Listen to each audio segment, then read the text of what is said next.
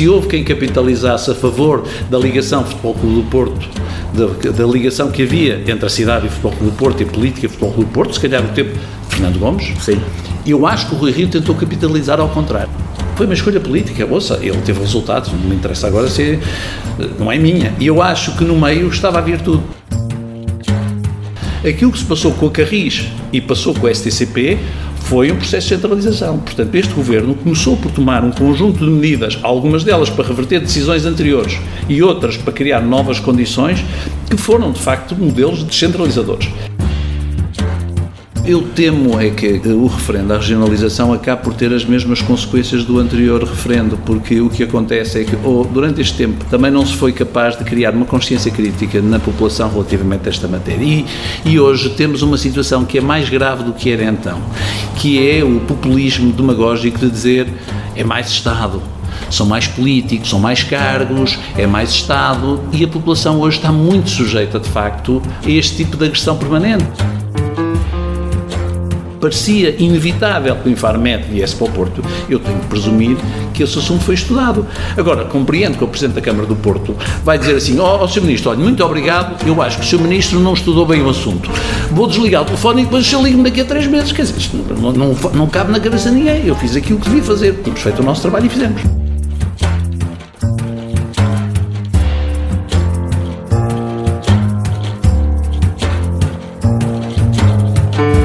É mais do que uma entrevista, é menos do que um debate. É uma conversa com um contraditório em que, no fim, é mesmo a opinião do convidado que interessa. É um debate em que eu perco sempre. Perguntar Não Ofende é o podcast semanal assinado por mim, Daniel Oliveira, o que não faz chorar. Quase sempre sobre política, às vezes sobre coisas realmente interessantes. Ouça e subscreva em qualquer aplicação iOS, Android, no Mixcloud ou no SoundCloud.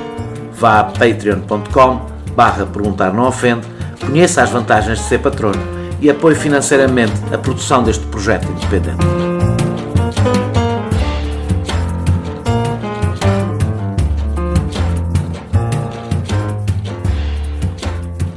A rivalidade entre as duas primeiras cidades de qualquer país é um clássico que pertence mais ao domínio da psicologia do que da política. A utilização dessa rivalidade por políticos da cidade ou região que se sente preterida também. A conversa de hoje é entre um lisboeta que gosta de o ser e um portuense com a responsabilidade de dirigir a segunda Câmara Municipal mais importante do país. Espero que o meu orgulho alfacinha e o orgulho tripeiro de Rui Moreira não dificultem uma conversa que se quer sobre este assunto racional. Porque todos temos as nossas próprias experiências e é delas que nasce a percepção do que falta fazer a este país para ser menos desigual. Rui Moreira concorreu contra os partidos nacionais com uma denominação que é um programa. O nosso partido é o Porto, hoje com o nome de Porto, o Nosso Movimento. Daqui depreendem-se duas coisas. Que há interesses específicos do Porto que não são partilhados com o resto do país e que os portuenses têm todos os mesmos interesses. Mas Rui Moreira apresentou-se aos eleitores com um discurso localista e venceu. O que tem de obrigar o país a discutir a distribuição e concentração de recursos e poder, seja simbólico ou real, em Lisboa. Antes que um outro tipo de regionalismo bem mais agressivo e egoísta se imponha. Como Presidente da Câmara Municipal do Porto, Rui Moreira foi comprando várias guerras, desde a TAP, que chamou transportes aéreos da Portela, à vinda do Infarmed para a sua cidade, uma novela que parece não ter fim. Umas mais simbólicas, outras com efeitos políticos bem mais reais, todas afirmam um ressentimento que quase todos os políticos do Porto ou exploram ou representam, dependendo do ponto de vista. Isto num distrito que votou mais expressivamente contra a regionalização do que o de Lisboa. Desde então, não se pode dizer que a luta pela regionalização tenha sido uma bandeira consequente dos líderes locais, ficando-se com a sensação que ter capital de queixa vale mais do que conquistar poder. Recentemente, António Costa e Rui Rio chegaram a um acordo para a transferência de poderes para as autarquias. De fora, ficam regiões administrativas democraticamente eleitas como as que foram referendadas em 1998. É sobre centralismo, descentralização e regionalização que falarei na próxima hora com o Presidente da Câmara Municipal do Porto. Muito obrigado, Rui Moreira, por ter aceitado este meu convite. Que avaliação é que faz do acordo que foi feito entre o PSD e o PS para a descentralização? Qual é a avaliação que faz desse acordo? Eu já o disse e não tenho problema em dizer, eu chamei-lhe miserável, não gostaram, não me importa de lhe chamar pífio. Parece-me que não é nenhuma descentralização. Ou seja, parece-me que aquilo que está feito... Mas porquê? Porque a descentralização... O que é que lhe falta? Capacidade política, ou seja, descentralizar a capacidade política. Vamos ser muito objetivos em relativamente a um exemplo que toda a gente percebe. A questão dos centros de saúde. Vão passar, ou querem passar, para as câmaras, o quê? A gestão dos centros de saúde. Não passarão os médicos, com certeza, não passarão os horários, passarão a manutenção da vidraça, do pessoal auxiliar e de um conjunto de pequenas atividades. Ou seja, no fundo, aquilo que querem é que nós sejamos tarefeiros. Ora, para a nossa população, tarefeiros. Mas deixe-me fazer uma pergunta. Eu compreendo perfeitamente o que está a dizer. A questão é, nós estamos a falar de autarquias, mas se tirarmos Lisboa, Porto, Gaia, mais umas 4 ou 5 autarquias, as autarquias não têm massa crítica. Não tem todas massa crítica. A esmagadora maioria não tem. E não tem todas as mesmas... A minha pergunta... Não tem todas. A minha pergunta Daniel, mas então por isso se devia ter feito aquilo que nós defendemos, que era uma descentralização que fosse feito com uma geometria variável. E por isso nós acreditou o Primeiro-Ministro que nos afiou a isso e acreditaram as áreas metropolitanas, é assim, há 2 áreas metropolitanas que têm claramente massa crítica. E dentro de cada uma dessas áreas metropolitanas podiam-se definir competências intermunicipais e competências municipais. Faríamos aí o mapa da mina, iríamos ao máximo da descentralização possível, sabendo que depois outras câmaras, outras CIMs, se quiser, de outra dimensão, poderiam ter algumas destas competências ou não, e algumas CIMs têm essa capacidade, claramente, e outras cidades têm. Para os nossos ouvintes, CIMs comunidades... São as comunidades intermunicipais. As comunidades intermunicipais. Ou seja, nós poderíamos imaginar que cidades como Coimbra, ou como Braga, ou como Famalicão e Guimarães, ou como Viana do Castelo, podiam ter e outras não podiam não ter. Ou seja, não tem que ser um remédio generalizado para toda a gente. Então o que é que foi isto? O que é que foi este acordo? Eu temo que tenha sido uma precipitação. Ou seja, temo que de repente tenham dito assim, nós daqui a um ano temos eleições, ou fazemos isto já ou nunca mais fazemos. Vamos falar ali com a Associação Nacional de Municípios, que de facto é detida por estes 2 partidos, e vamos começar por avançar para aqui. E de um dia para o outro anunciaram... E acha que era preciso o PS e o PSD tinham que ter um acordo qualquer e este era um... Acho que sim. Acho. Não acha que... Daniel, sim. Prova disso é assim, nós com o PS tínhamos trabalhado com o Governo, as autarquias, pelo menos as áreas metropolitanas, falo por mim, tinha havido aquele grande encontro em Sintra, com pompa, circunstância, com uma data de documentos assinados, com uma data de pensamento estratégico, eu participei, muito contentes. Subitamente todo esse trabalho ficou um bocadinho esquecido e de repente o PSD diz, bom, nós agora estamos de acordo com o PS e assinamos uma coisa qualquer com o PS. Eu até achei normal que o PSD comigo não falasse, nunca falou, mas quando eu falei com outros presidentes de Câmara muito importantes, Ricardo Rio, Braga, talvez um dos mais importantes autarcas do PSD, desta nova geração, eu perguntei, mas alguém da direção do PSD falou contigo? Ele disse, não, ninguém falou comigo.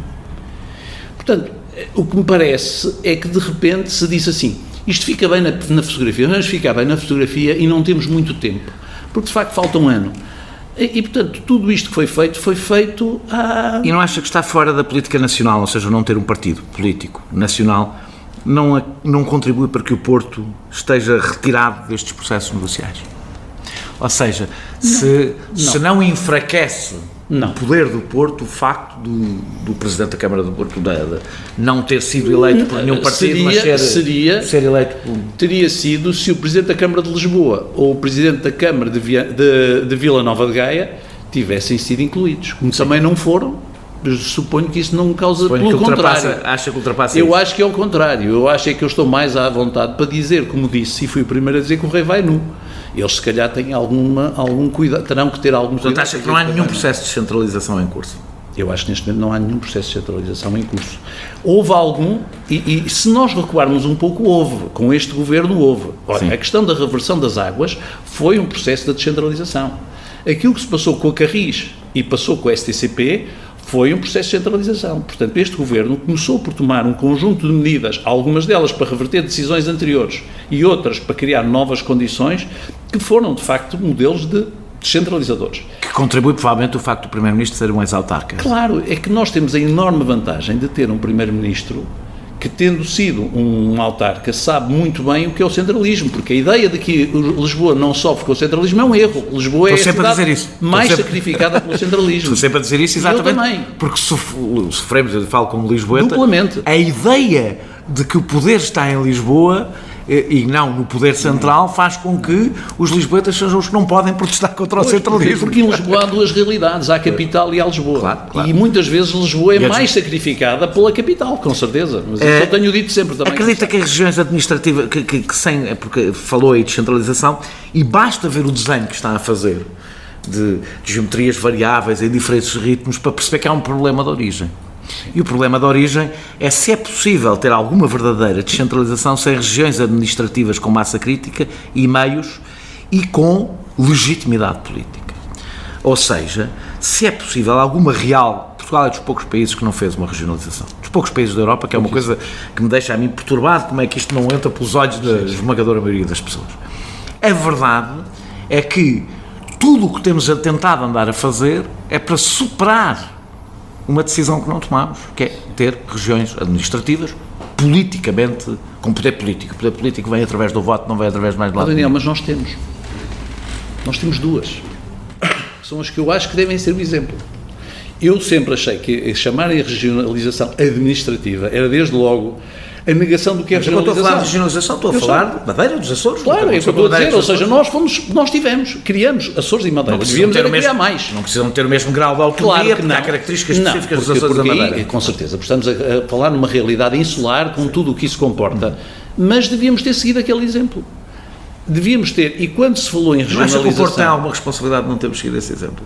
O Porto, que seria aquele que naturalmente teria uma voz mais firme em favor disso, além de ter chumbado a regionalização, que não deixa de ser uma coisa interessante, não tem sido os políticos do Porto... Na cidade do Porto, mas a região, falo pela cidade, ninguém imaginou uma região da cidade do Porto. Eu só falo pela cidade, por acaso a cidade... Mas a região não, a cidade votou a favor, mas a região votou, a área metropolitana votou, não sei a área metropolitana, não sei porque não, mas o distrito do Porto votou... Eu não sei se o Porto, eu acho que o país todo não percebeu. Eu acho que aquilo foi um embuste. E porquê é que este processo não recomeça? Porquê é que não há maneira de... Porquê é que há tanto medo de retomar os dois principais partidos, como se viu aliás neste acordo agora, não estão interessados. Ninguém alija o seu próprio poder. Mas defende um novo referendo à regionalização? Já ouvi dizer que não acha que deve ser esse o caminho. Eu temo é que o referendo à regionalização acabe por ter as mesmas consequências do anterior referendo, porque o que acontece é que durante este tempo também não se foi capaz de criar uma consciência crítica na população relativamente a esta matéria. E hoje temos uma situação que é mais grave do que era então, que é o populismo demagógico de dizer é mais Estado, são mais políticos, são mais taxos, são mais cargos, é mais Estado, e a população hoje está muito sujeita, de facto, muito mais do que estava há 20 anos atrás, a este tipo de agressão permanente, que surge através das redes sociais e que surge através do... Portanto, não se fez a pedagogia relativamente a esta matéria. Eu acho que isto passa por uma transformação do sistema político. Estou farto de dizer, acho que quando falam em grandes reformas da administração pública, tudo isso é uma conversa. Acho que nós precisaríamos de olhar com muita atenção ao nosso sistema eleitoral, precisávamos de rever os círculos eleitorais e por aí criaríamos então as condições para que isso pudesse acontecer a seguir. De outra maneira, temos que fazer um novo referendo. Aliás, os referendos em Portugal têm sempre o problema que mais de metade das pessoas não votam. As pessoas que vão votar muitas vezes votam mais contra do que votam a favor, e durante este tempo não se fez a pedagogia. E no outro referendo juntou-se ainda uma ideia peregrina que foi referendar um mapa. Que é uma coisa horrível. Que contribuiu evidentemente para o chumbo, porque há sempre alguém chateado com o mapa, portanto... E não se referendam, não se referendam um mapa de divisão, parece-me a mim evidente. Como eu disse na minha introdução, eu acho que, em vez de, é uma posição minha, seguramente vai contestar, que em vez de se bater pela atribuição de poderes às regiões, a estratégia do Porto tem sido mais procurar medidas simbólicas e acumular capital de queixa. Não acha que toda a história do Infarmed é uma encenação sem qualquer sentido. Ou seja, não acha que um exemplo como a história do Infarmed é exatamente o exemplo em que se procura uma polémica em que os políticos do Porto podem fazer o discurso da vitimização sem que isso tenha, na realidade, qualquer repercussão na vida prática das pessoas, porque, convenhamos, a vida do Infarmed não faria assim tanta diferença para o Porto ou para Lisboa? Não acho por um conjunto de razões que lhe vou explicar. Em primeiro lugar, porque eu não fiz nenhuma polémica, nem me ouvi chorar pelo Infarmed. Eu só comecei a falar do Infarmed muito recentemente. Não, vi fazer a propósito da Agência Europeia de Medicamento, e o Infarmed é uma espécie de bombom que o Primeiro-Ministro lhe deu depois do chumbo da agência. Não, eu acho que a agência era muito difícil, a agência vir para Portugal teria sido muito mais difícil ir para Lisboa do que para o Porto, porque havia desde logo uma condição, que é a condição da desconcentração. Tendo Lisboa já 2 agências europeias, como sabe, era muito difícil ter a terceira. Eu, na altura, apenas questionei porque é que há uma deliberação que vem para Portugal e para Lisboa. Acho que isto não estava bem. E, na altura, consegui que esse assunto fosse encarado, que houvesse uma comissão que estudou e acabou por fazer aquilo. Eu, por acaso, acho que vou-lhe dizer uma coisa com toda a sinceridade. Acho que conseguiu que António Costa fizesse mais uma das suas trapalhadas, porque acho que tudo aquilo foi em cima do joelho. Quer a passagem da Agência Metropolitana de Lisboa para o Porto, eu não estou a dizer que acho... A Agência Europeia, peço desculpa. Eu nem estou a dizer que acho que devia ir para Lisboa. Acho mal a mudança a meio da candidatura. Não foi acho que enfraqueceu. Não estava nada feito. Está bem, mas... Não estava nada feito. E acho que então o Infarmed está... A minha pergunta é... Mas a questão do Infarmed... Eu acho que participou numa farsa. Não, eu não participei de farsa nenhuma. Daniel, eu já ouvi os seus comentários no Eixo do Mal. E não me importa nada que a Clara me chame idiota e essas coisas todas. Eu vou-te explicar, foi mais ou menos. Mas eu pelo menos não gosto de chamar idiota. Mas eu não me importo, eu não me importo nada. Se tivesse chamado, depois não lhe podia fazer uma entrevista. Não, podia fazer entrevista, podia mesmo, porque nós não temos estado de acordo. Ouça, a situação do Infarmed foi muito simples. Eu sou Presidente da Câmara do Porto. Eu só faço política no Porto e não quero fazer em mais lado nenhum. Um dia... De manhã, estou em minha casa, eram 8h15, 8h30, toco ao telefone, eu, António Costa Salveiro, estava na Tunísia, e que me diz, Rui, atenção, olha, daqui a um bocado vai-te ligar o Ministro da Saúde, é um assunto importante, é por causa da questão do Infarmed. Durante as conversas que tinha havido e os trabalhos que tinha havido sobre a EMA, já então o Ministro da Saúde me tinha dito que perante aquilo que tinha visto, que tinha a ver com a massa crítica e o equilíbrio entre as 2 cidades e as competências entre as 2 cidades, que lhe parecia fazer sentido se porventura a EMA viesse para o Porto, que o Infarmed também viesse, o que até faria que se compreende todo o sentido, porque havia sinergias a criar. Passado um bocado, ligou-me o Sr. Ministro e disse-me, olha, Rui Moreira, eu queria dizer o seguinte, nós estivemos a avaliar esta questão do Infarmed, que você já ouviu falar, e a nossa intenção, nós chegamos à conclusão que o Infarmed devia vir para o Porto. Preciso é que você, por um lado, anuncie isto comigo hoje à tarde, ou amanhã, já não sei, devíamos anunciar no mesmo momento, e ao mesmo tempo que eu quero é pedir-lhe que todas as pessoas que trabalharam consigo para viabilizar a instalação da EMA no Porto, façam a mesma coisa relativamente ao Infarmed. Portanto, quando isto me é comunicado, é-me comunicado com uma decisão tomada. E, naturalmente, eu tenho que presumir, como Presidente da Câmara do Porto, que o assunto foi avaliado. E era perfeitamente razoável que tivesse sido avaliado. E durante esse tempo todo... Mas não sentiu que todos nós sentimos? Que aquilo era uma coisa de última hora feita em cima dos joelhos? Sinceramente, na altura, da maneira que me é comunicado, eu acho que o assunto foi devidamente medido e pesado. Eu hoje chego à conclusão de uma coisa diferente daquilo que você pensa. Eu hoje o que chego à conclusão é que, de repente, é um bocadinho a questão do Sir Humphrey, ou seja, do Yes Minister, não é? Portanto, nós vivemos do Sir Humphrey. Portanto, houve uma Mrs. Humphrey que disse... Está a falar da Presidente do Infarmed? Sim, com certeza, que disse assim, não. E desautorizou o Ministro, disse que não queria. Acha que a Presidente do Infarmed tem esse poder sobre o Primeiro-Ministro e o Ministro da Saúde? Acho. Objetivamente teve. Depois criaram uma comissão. Não acha mais credível que, por isso, simplesmente, António Costa não tenha preparado rigorosamente nada e não tenha... Daniel, eu peço desculpa, mas eu nessa matéria não consigo ser comentador político. Não, está bem. Compreendo. A única coisa que eu digo é assim. Eu, por exemplo, acho bem o Infarmed vir para o Porto. Não é só o Infarmed. Acho bem, e tenho aqui até um olhar relativamente egoísta. Acho bem que alguns serviços públicos saiam de Lisboa. A minha pergunta é se tudo isto não cheirava ao que parece ser, que é uma decisão política. Ou seja, eu acho bem que as coisas sejam estudadas, preparadas e com tempo. Há funcionários, não é um pormenor, evidentemente. Mas, Daniel, se nós formos falar em funcionários, um mês antes ou 2 meses antes, a CMVM, que tem nos seus estatutos que deve ter sede em Lisboa e uma delegação no Porto, está nos seus estatutos, e a CMVM faz sentido porque no Porto também há atividades financeiras, resolveu encerrar a sua delegação no Porto. E eu, na altura, confrontado com essa situação, escrevi para Lisboa, escrevi uma carta a perguntar assim, então agora vão fechar a CMVM no Porto, isto é mau para as empresas. Aquilo que me responderam foi, não há problema, nós resolvemos o problema dos funcionários. Houve uns que foram para Lisboa, houve outros que foram para outros serviços públicos.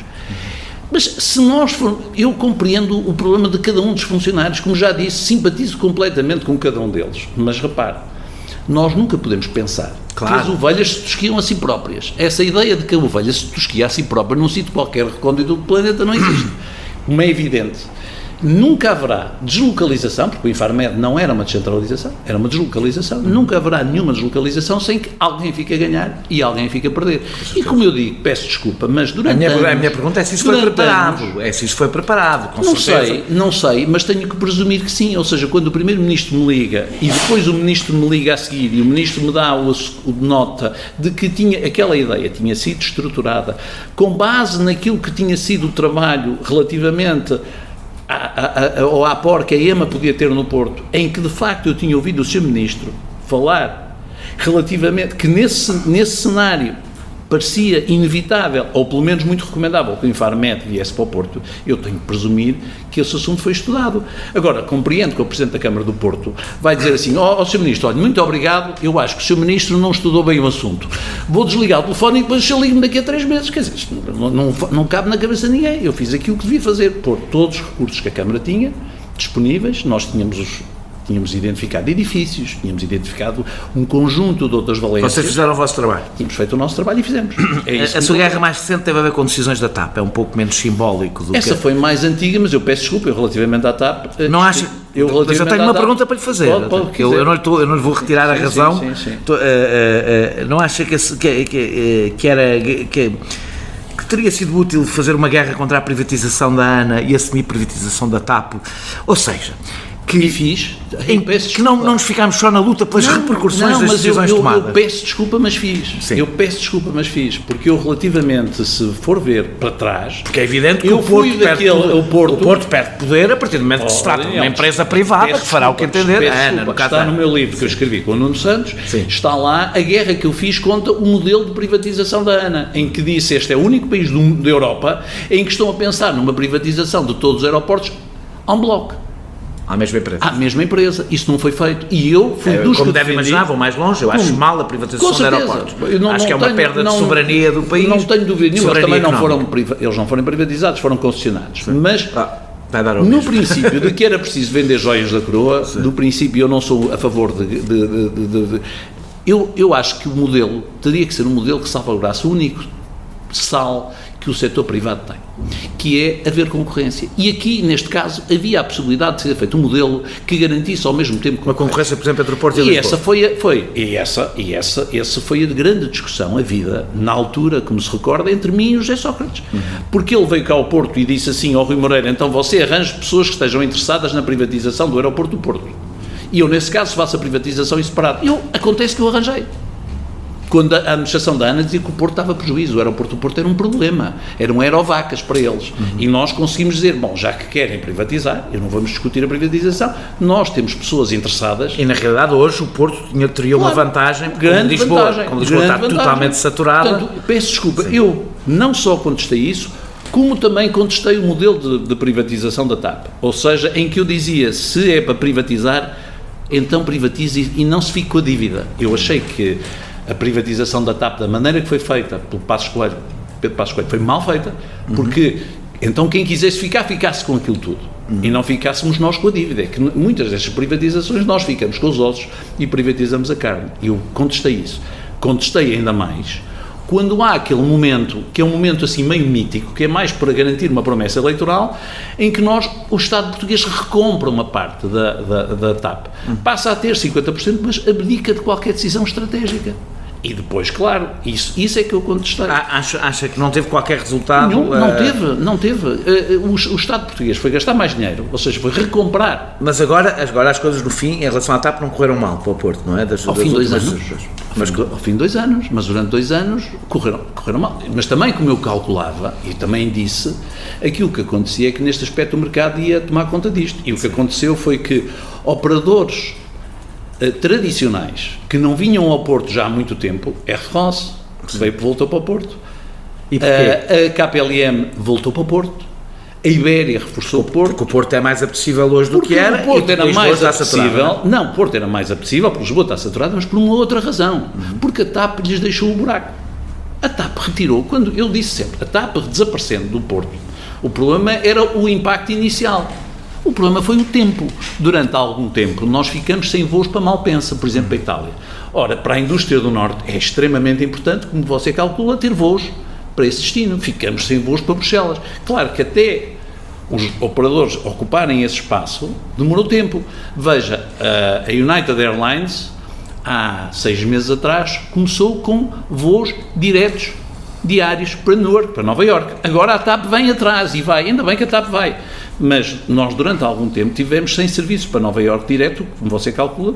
Não é por causa do turismo, claro que o turismo é muito importante, mas estamos a falar naquilo que são os negócios, estamos a falar no que é investimento, estamos a falar o que são os nossos exportadores.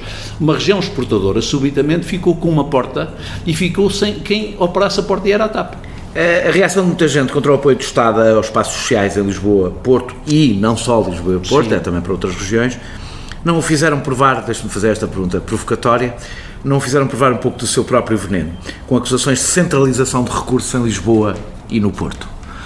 Ouviu seguramente esse debate de que o dinheiro que o Estado Central estava a gastar em Lisboa e Porto, e eu devo dizer que senti uma certa... gozo. Um gozo por...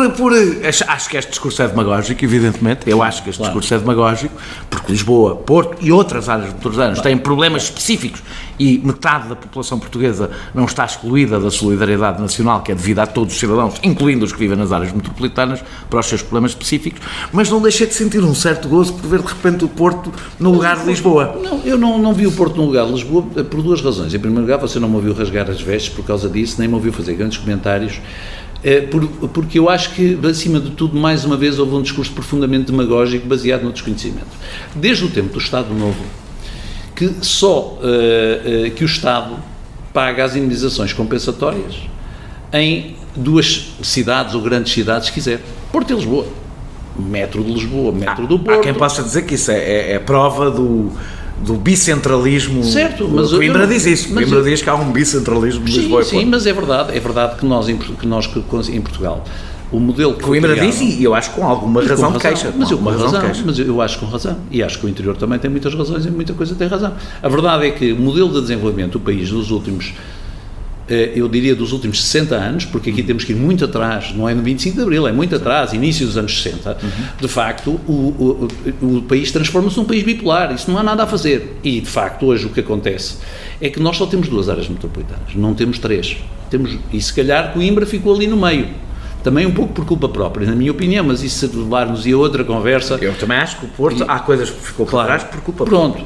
E o que acontece é que nós, neste momento, temos 2 áreas metropolitanas. Nessas áreas metropolitanas, a questão da mobilidade é uma questão muito mais importante do que é no interior. Muito mais importante. O problema de Lisboa e Porto são os problemas da densidade, enquanto os problemas do interior são exatamente os opostos.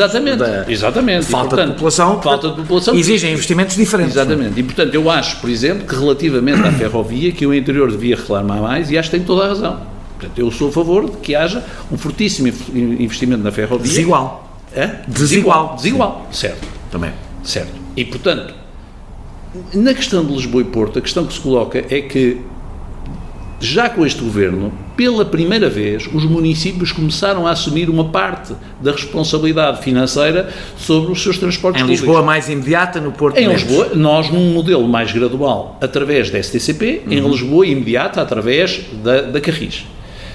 E naturalmente, ou seja, os municípios começaram a pagar. E eu acho que nesta questão do passo social, os municípios deviam pagar uma parte. Antes vão pagar a parte, do que eu percebi, intramunicipal, desculpa. Sim. E a intermunicipal é que fica a cargo do Estado Central.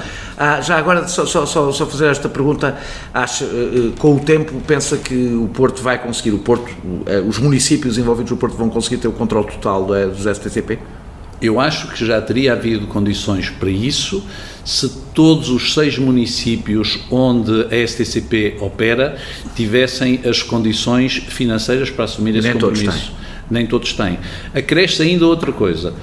A STCP é um operador que tem o exclusivo dentro da cidade do Porto, mas não tem nos outros 5 municípios onde opera, e essa situação tem que ser resolvida, e a meu ver tem que ser resolvida de uma forma que a STCP passe a ser, de alguma maneira, o detentor desse direito, que depois pode contratar privados. Voltamos à faca mas tem que se encontrar aqui. Não era indispensável haver autoridades metropolitanas de transportes? Sim. Realmente com poder real. E começa a haver, e os passos foram dados. Aliás, isso em rigor até já foi dado pelo anterior governo e não por este, passando competências de regulação para as áreas metropolitanas. Agora vai demorar tempo. É evidente que havia aqui uma hipótese também. O Porto poder-se ter colocado na posição de dizer assim: a STCP é só para o Porto assume o modelo de Lisboa com a Carris, mas o Porto também aqui procurou manter um modelo solidário com os outros municípios. A meu ver bem, estou à vontade, foi o meu antecessor, foi o Dr. Rui Rio, que nessa altura... A realidade é muito diferente, não é? Porque em Lisboa, de facto, é marginal, a Carris tem uma atividade marginal fora da cidade. Aqui não tem, mas podia ter feito essa guerra, podia ter dito nós, já que a STCP só tem um monopólio na cidade do Porto, vamos colocar a cidade do Porto na mesma situação, e o Porto... E acha que fez bem não fazer? Eu acho que fez bem. Acho que foi um ato de solidariedade. Porquê é que o Fernando Medina ganhou muito mais protagonismo na exposição deste novo passo, que é um passo bastante importante do ponto de vista do bolso de quem vai usar os transportes públicos nas áreas metropolitanas? Porquê é que o deixou quase sozinho no palco? Eu nunca poderia ser, eu teria que ser o Presidente da Câmara de Gaia, o Eduardo Vítor Rodrigues. Sim. Mas porquê? Porque, infelizmente, nós começamos a nossa conversa, lembra-se porquê? Por causa da comunicação social. Porque, provavelmente, ninguém foi ter com o Eduardo Vítor Rodrigues e dar ao Eduardo Vítor Rodrigues o mesmo espaço e a mesma antena que deram ao Fernando Medina. Porque o Eduardo... Está a partir do princípio... Não, estou a dizer a verdade. Você estava a perguntar. Do ponto de vista passivo.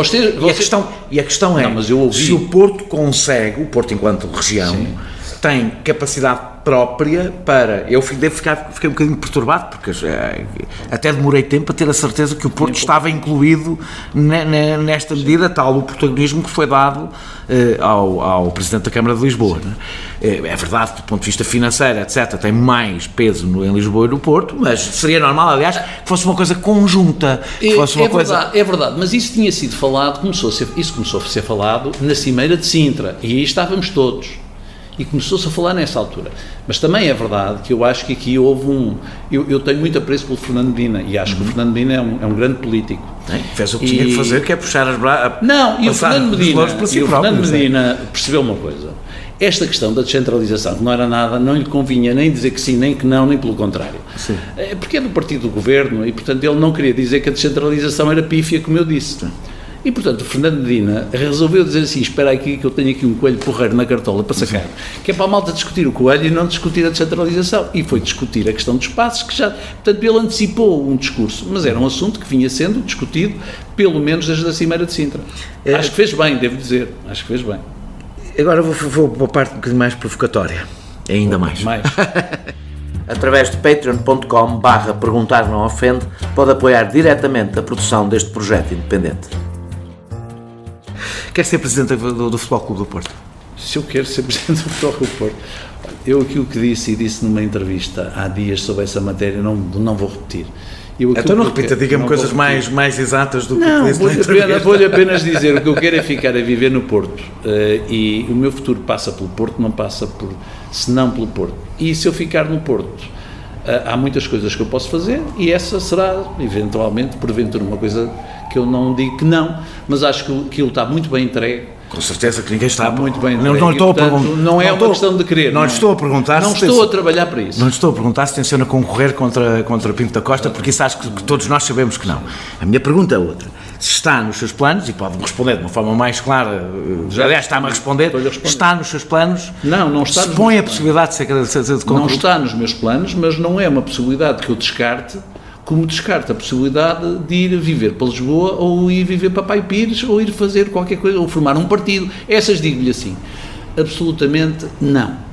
Relativamente às coisas que eu possa fazer no Porto, não vou formar nenhum partido, nunca.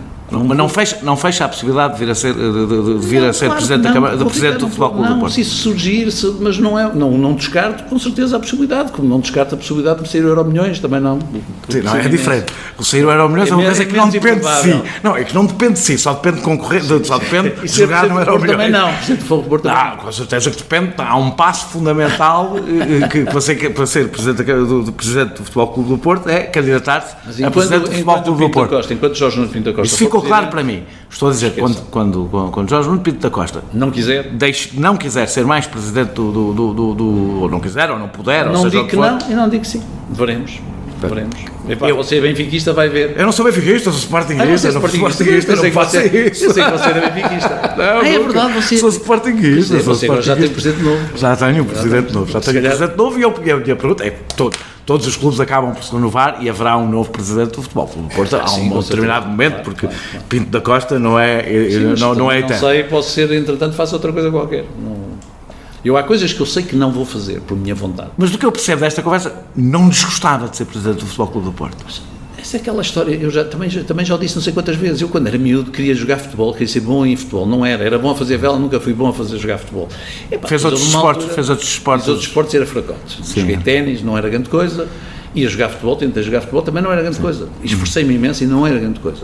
Depois houve uma altura que eu via os treinadores e via o Pedroto e eu dizia, eu quero ser treinador, já não vou ser jogador, mas quero ser treinador. Treinador não já passou? Não, também nunca fui. Depois um tipo pensei em ser presidente e depois a seguir pensei em ser outra coisa qualquer. Pensei em ser pássaro ou montanha. Acho que qualquer pessoa que ouça percebe que gostaria de ser presidente do Futebol Clube do Porto. Não depende exclusivamente de si, mas... E isto leva-me a outra questão. Tem um longo percurso na vida da cidade, mas tornou-se personalidade especialmente popular pela sua relação com o Futebol Clube do Porto. Não acha que há uma relação excessivamente íntima entre os políticos portuenses com o clube que pode não ser muito saudável? No meu caso, acho que absolutamente. Eu não estou a falar do seu caso. No meu caso, eu agora não estava a fazer minha pergunta. No seu caso também é verdade que uma das coisas que o tornou popular, não foi a coisa mais importante que fez no Porto, mas foi uma das coisas que o tornou popular na cidade, foi a representar o Porto no debate público. Vamos ser claros. Eu fui um candidato independente, sem partidos, em que nos juntamos tardiamente, formamos uma lista e ganhamos as eleições. Havia um conjunto de pessoas que me conheciam por causa da parte da cultura, mas essa era uma parte, apesar de tudo, menor da cidade. Ou por eu ser presidente da Associação Comercial do Porto, também era uma parte menor. Agora, não lhe escondo que o reconhecimento popular, pelas pessoas saberem que eu era um portista indefetível, quer do estádio, quer de fazer programas de televisão, ajudou. E a minha pergunta porque, não é porque ninguém é eleito sem ser reconhecido, como você sabe. Você pode ser o melhor candidato do mundo, não ganha, se ninguém o conhecer. Se não o conhecer, não é o melhor Agora, eu acho que houve um tempo que houve, se calhar, houve esse defeito que você diz, houve, se calhar, no século passado. Houve um tempo em que... Reconhece o contributo de Rui Rio para sanar essa... Acho que o Rui Rio fez ao contrário. Ou seja, se houve quem capitalizasse a favor da ligação Futebol Clube do Porto, da ligação que havia entre a cidade e o Futebol Clube do Porto e a política e o Futebol Clube do Porto, se calhar o tempo de Fernando Gomes, sim. Eu acho que o Rui Rio tentou capitalizar ao contrário. E conseguiu. Pois ganhou várias eleições, provando, aliás, que é possível ganhar eleições no Porto fazendo um discurso hostil em relação ao Futebol Clube do Porto, que é... Claro. E muita gente não gosta de futebol, mas isso mas acho que foi uma escolha política. E errada, no seu ponto de vista. Não, foi uma escolha política. Ouça, ele teve resultados, não me interessa agora se... Não é minha. E eu acho que no meio estava a virtude. E acho que nunca me viu agarrar a taça. Aliás, acho que deve ter visto na televisão as celebrações do Futebol Clube do Porto. Eu chuveis à varanda, como tinha dito, não me viu agarrar a taça, não me viu dizer que a taça é minha. mas também não me viu fechar a porta ao Porto, porque o Futebol Clube do Porto, Sim, como qualquer clube de Benfica, desculpa, e o Benfica, o Sporting, quando ganha, ou seja, eu acho que nós vivemos... O Sporting, eu lembro-me quando ganhou, tenho que puxar com a memória, estive lá das duas vezes, estive em frente à Câmara Municipal de Lisboa, das duas vezes. Portanto, eu acho que nós repusemos, e isto estava à espera, porque entretanto houve aquela maldição, eu ganhei as eleições e o Futebol Clube do Porto não ganhava campeonatos. Sim. Tive um mandato assim, não sei se está a ver. Podiam as pessoas começar a achar... Exatamente, já estavam a achar agora. Mas não, finalmente acho que conseguimos demonstrar que o Futebol Clube do Porto é muito importante para a cidade como marca, faz parte da nossa marca. Mas há uma crescente confusão, mas eu devo dizer que... Mas não acho que há confusão nenhuma entre o Porto... Eu agora já não estou só a falar da política. Mas posso lhe dizer uma coisa muito curiosa.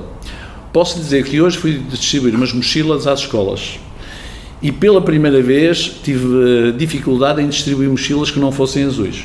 Acha que já são os miúdos, são todos do Porto, é isso? Acho que os miúdos, mesmo os que não são portistas, começam a perceber a importância que o Futebol Clube do Porto tem para a cidade. E não acha que isso apoca à cidade? Ou seja, não acha, eu vou dizer porquê. Há uma...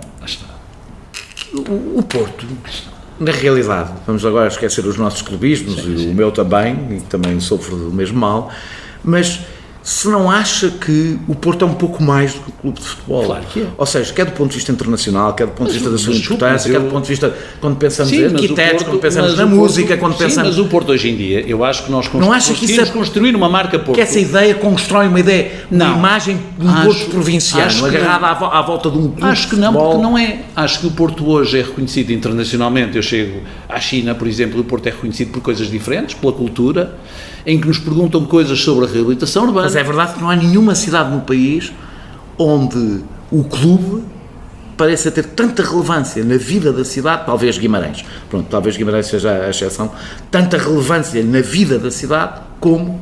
Porque Lisboa, é verdade, tem dois clubes e isso ajuda, não é? Só temos um grande clube, enquanto Lisboa tem dois grandes clubes. Que são clubes nacionais. Com todo o respeito pelo Boa Vista, o Boa Vista é o clube da minha rua, porque eu vivo na Avenida Boa Vista, mas o Boa Vista sempre foi, aliás, começa por ser um clube mais elitista, como sabe, havia depois o Salgueiros, que infelizmente passou pelo que passou, mas nunca houve esta distribuição bicéfala que há em Lisboa. Naturalmente isso faz com que o Porto seja mais, se calhar, no Porto seja mais importante. Mas então não acha que é pouco ao Porto a ideia? Não, eu acho que o Futebol Clube do Porto conhece a nossa simbologia do Porto-Ponto, em que o ponto se distribui por um conjunto de coisas. Hoje o Porto em termos relativos, eu acho que o Futebol Clube do Porto tem hoje menos a ver com a marca Porto do que tinha nessa altura, em que o Porto era conhecido como o Porto, em que o vinho do Porto era Porto, em que a cultura da cidade não era promovida. Eu acho que hoje em dia a cultura da cidade, a reabilitação da cidade, a vivência que a cidade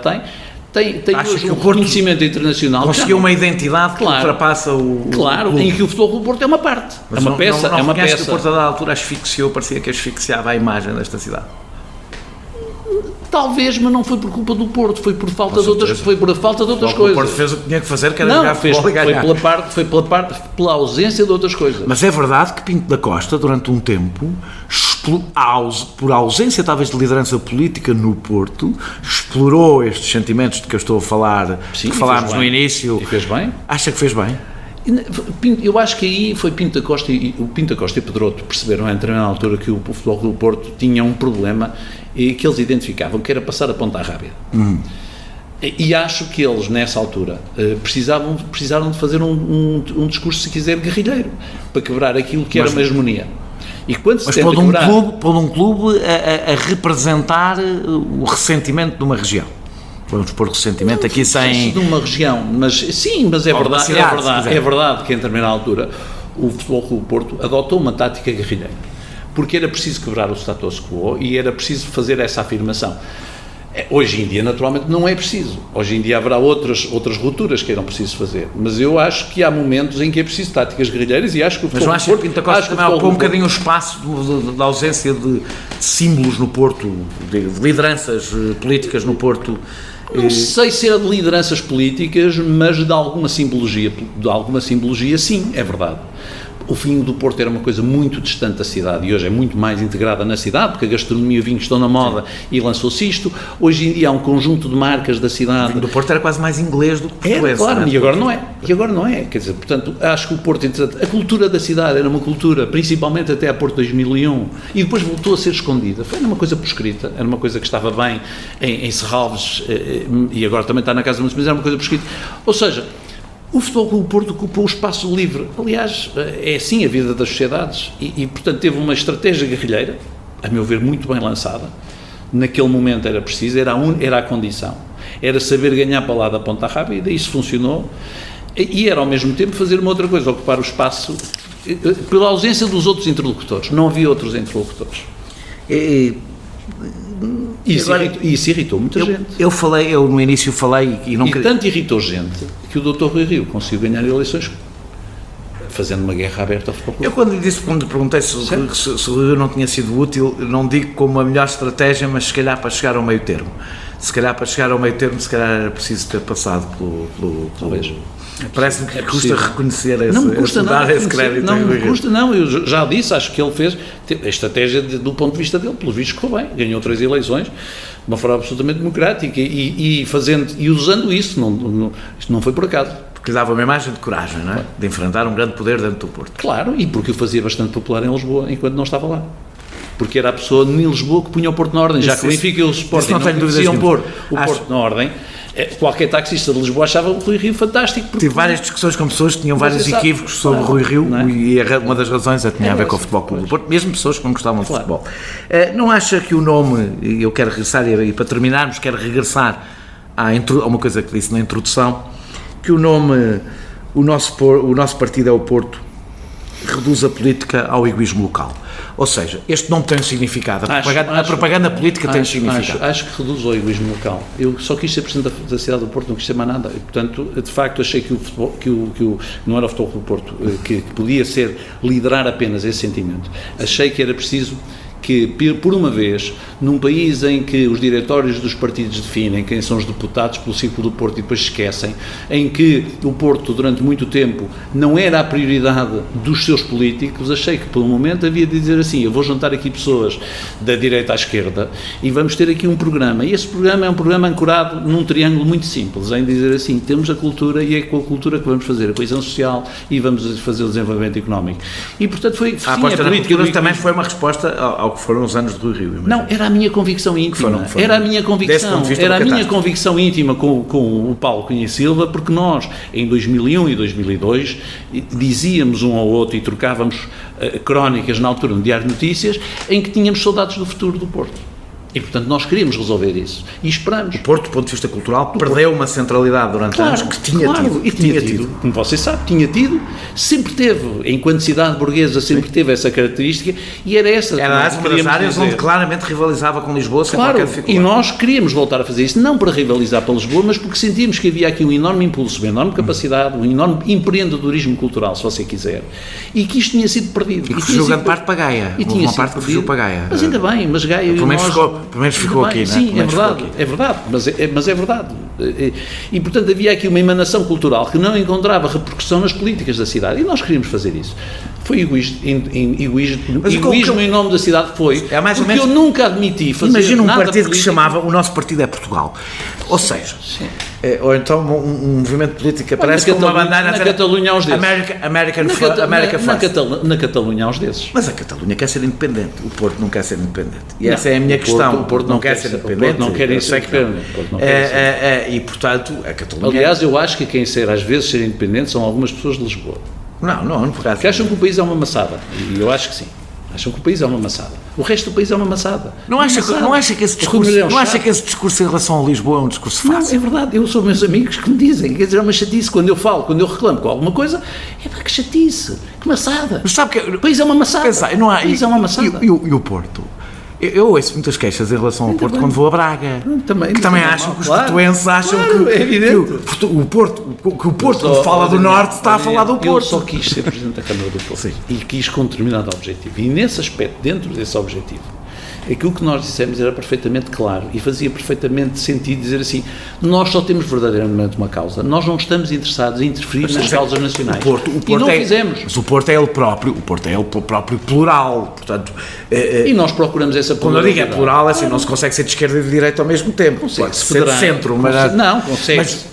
Consegue-se, quer dizer, você desculpa. É um dos problemas. Se você quiser assistir à minha Assembleia, eu não se quiser assistir à Assembleia Municipal logo à noite, eu vou ter no nosso Eu acho que o Moreira tem um discurso híbrido que nem sempre é muito claro, exatamente porque não quer ser identificado nem com a esquerda nem com a direita, apesar de ter o apoio da direita, tem o apoio do CDS. Sim, é o apoio político que tem sim. E expulsou o Partido Socialista Não, mas eu não vai agora. Você, se me quer provocar, nós não temos tempo para discutir essa questão da expulsão. Você sabe, não é verdade, e portanto... Não, quando eu digo... Também fez um discurso que era um bocadinho a sensação de que esta lista lhe pertence. Claro. Ou seja, lhe pertence. Acha que lhe pertence. Isso é uma coisa, não acha que esse ponto de vista democrático é discutível? Não, do ponto de vista democrático, esse resolve-se nas urnas. Contou com o Partido Socialista para o seu trabalho. Não, o Partido Socialista quis fazer parte da governação e fez parte da governação enquanto fez. E teve um papel importante. E eu reconheço sempre e sempre reconheci.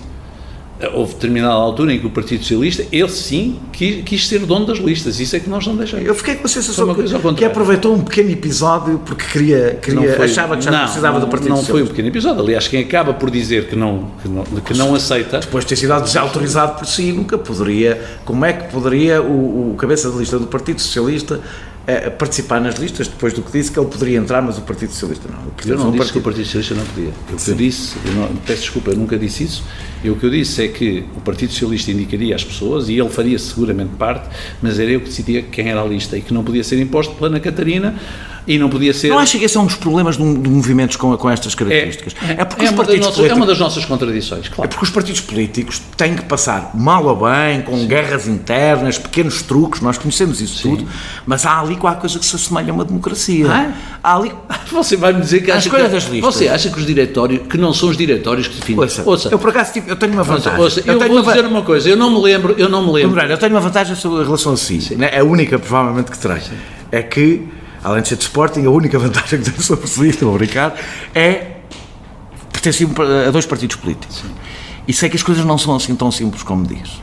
Ou seja, sim, é verdade que os diretórios tentam decidir, sim, não é verdade que, sobretudo em relação ao Porto, consigam impor, em grande parte das vezes, a sua vontade. Sempre impossível. Porque dentro dos partidos, se há contrapoder que existe dentro de todos os partidos, o Porto. Sabe quantos votos são depositados num grande partido no Porto, numa conselhia?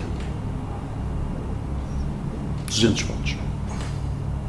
Se você me disser que isto é um modelo muito democrático, então eu digo-lhe, olha, o meu movimento tem mais ou menos esse... Pois, mas é mais democrático do que um voto, que é o seu. Não é o meu. Ou seja, que a ideia dos movimentos são concentrados. Aliás, o movimento tinha na prática o seu nome, que são movimentos concentrados, únicos. Ou seja, nós quando pensámos nas listas de cidadãos, nós, a sociedade portuguesa, quando debateu as listas de cidadãos para a autarquia que eu defendi e defendo, não era a lista de um cidadão, era uma lista de cidadãos. E o que está a acontecer, na verdade, em vários sítios, não é só aqui no Porto, é que são movimentos ultra personalizados, onde é uma pessoa que decide e que manda. E isso não é um aprofundamento da democracia, é uma redução da democracia. O facto de reduzirmos, os partidos podem ter todos os defeitos, mas pelo menos não são só uma pessoa a decidir. Mesmo que sejam 200, já é mais do que uma. Não, porque cada uma das pessoas que foi eleita, como sabe, cada um dos vereadores é inamovível. Eu apresentei as minhas listas. As listas foram feitas por si. Foram feitas por um conjunto de pessoas, não foi apenas por mim, não, um conjunto de pessoas que se juntaram e disseram, vamos tentar formar aqui listas. Sim. E teve um escrutínio que os partidos não têm, porque nós fomos recolher as assinaturas dos cidadãos. Pois é que nós somos obrigados, de cada vez que vamos às eleições, a andar aqui a bater as capelinhas e a dizer aos cidadãos se eles estão dispostos a patrocinar. E, portanto, eu acho que nessa matéria, o escrutínio dos movimentos independentes e bem, de cada vez que vão às eleições, eles extinguem-se no momento das eleições, começar no dia das eleições. Acha que um movimento como este ajudou a melhorar, a renovar os partidos políticos, nem que seja de forma externa, ou que, pelo contrário, ajudou a agudizar a crise, retirando os partidos políticos, por exemplo, da governação segunda maior cidade, mas acho que os partidos políticos, como eu disse nas eleições há 5 anos atrás, os partidos políticos não perceberam o que se passou no Porto, não percebem nada. Acho que os partidos que políticos se passou no continuam. Nessa altura, houve uma situação em que os cidadãos do Porto, de uma forma improvável, disseram, numa cidade da dimensão do Porto, que nunca tinha acontecido, mesmo a nível europeu, nunca tinha acontecido, disseram assim, nós vamos querer dar a palavra a pessoas que normalmente que não vêm da política. Não contribuiu para isso aquele que foi o candidato escolhido pelo PSD? Eu conheço muita gente que votou em si nessa altura. Sim, mas eu peço desculpa, se fosse esse caso, o Partido Socialista não tinha tido como teve 20%. É porque as pessoas todas esquecem que é verdade que o Dr. Luís Filipe Menezes talvez porque os eleitores do PSD teriam mais facilidade em votar em si do que no Partido Socialista, porque nisto existem rivalidades. Mas vai-me dizer e teve o apoio do CDS e teve o apoio de muitas pessoas do PSD. Mas nessa altura, o partido que estava à frente das sondagens em Portugal, como você se recorda, era o Partido Socialista, que tradicionalmente tem sempre grandes resultados no Porto. O Partido Socialista, nessas eleições, teve o seu pior resultado de sempre no Porto. O que quer dizer que muitos dos eleitores que votaram nos meus 30 e tal % nessa altura eram eleitores do Partido Socialista, eram eleitores que votavam na CDU e eram eleitores que votavam no Bloco. Porque, Daniel, repare, o PSD, o Dr. Menezes, o Dr. Luís Filipe Menezes teve 20%, e eu tive 36% ou 37% ou 35%. Pronto. Isto acha que o PSD mais o CDS representava 55%? Não. De facto, pense bem, o Dr. Pizarro, um excelente candidato, pessoa com provas dadas, tinha passado pela Câmara, tinha feito parte do governo, pessoa simpática na cidade, só teve 20% nessas eleições. E, portanto, de facto, percebeu-se que as pessoas, de repente, queriam dar, pelo menos no Porto, e eu também só estava interessado no Porto, queriam efetivamente dizer assim, vamos ver se este programa, com estas ideias, com aquilo que estas pessoas estão a dizer, tem ou não tem condições, e deram-nos o benefício da dúvida, e nós fomos eleitos sem maioria absoluta. E aí procuramos a solução alternativa, e a solução mais razoável qual foi? Foi procurar o segundo partido, o PS, e com ele formamos um modelo de governação. E esse modelo de governação funcionou. Então, e desta vez tivemos a maioria absoluta. E com esta maioria absoluta estamos a governar. Isso acho que é o modelo mais democrático. Não? Portanto, eu admito que se gosta ou não se gosta. Agora, democraticamente é por uma razão. Porque desta vez recolhemos novamente todas as assinaturas. Nenhum movimento, nenhum partido exibe tanto como eu exibi os outros vereadores, como você sabe. Normalmente só se pensa que é o candidato a Presidente da Câmara, enquanto aqui não foi assim. Olha, não foi com o Paulo, conheci-o apenas para dar o exemplo de uma pessoa que você conhece bem, não foi. Portanto, nós criamos um conjunto de pessoas, da esquerda à direita, como lhe digo, desde o Pedro Batista, da OCMLP, às pessoas do CDS, que disseram assim, que continuam a fazer parte da nossa Assembleia Municipal, que continuam a participar, que têm as suas divergências relativamente à política do país, mas que quando cá estão, e quando estão aqui na Câmara, seja no Executivo Municipal, seja na Assembleia Municipal, estão preocupados com coisas da Câmara. Coisas que, aliás, já aconteceu em Lisboa também. De repente, em Lisboa, percebe-se que, em alguns momentos, o facto de haver divergências ideológicas profundas, com certeza que há, entre o Bloco e o PS, que neste momento estão no governo em Lisboa, conseguem-se criar dinâmicas relativamente a questões para a cidade em que a questão ideológica fica fora das portas. Mas há algumas questões ideológicas na cidade, ao contrário do que se instalou, a ideia que se instalou. Claro, há questões ideológicas na cidade, a relação com o transporte público, o transporte privado, mais ou menos, as políticas sociais, as políticas de habitação. Mais ou menos. Eu, por acaso, acho que há bastante. Infelizmente, Portugal ainda não chegou à fase do poder autárquico, e vai chegar. Com o grau de sofisticação suficiente para que isso seja evidente. Ainda estivemos a tratar de questões básicas. Se houver mais independentes, vai haver mais. Diga-me uma coisa, vai-se recandidatar nas próximas eleições autárquicas? Eu, como já disse, antes das últimas eleições, eu disse muito cedo, no meu primeiro mandato, ao fim de 2 anos, tem isso, que me ia recandidatar a um segundo mandato. Sim. Não era vulgar fazer isso na política portuguesa, disseram que eu fiz mal. Desta vez, quando me recandidatar ao segundo mandato, disse, não é a minha intenção recandidatar-me a um terceiro mandato. A minha vontade não é. Muito obrigado. Veremos mais tarde, venho a entrevistá-lo como dirigente desportivo. Muito obrigado por ter aceitado este convite e nós regressamos para a semana com outro convidado. Este podcast é produzido por João Martins, a música é de Mário Lajinha e a ilustração de Vera Tavares.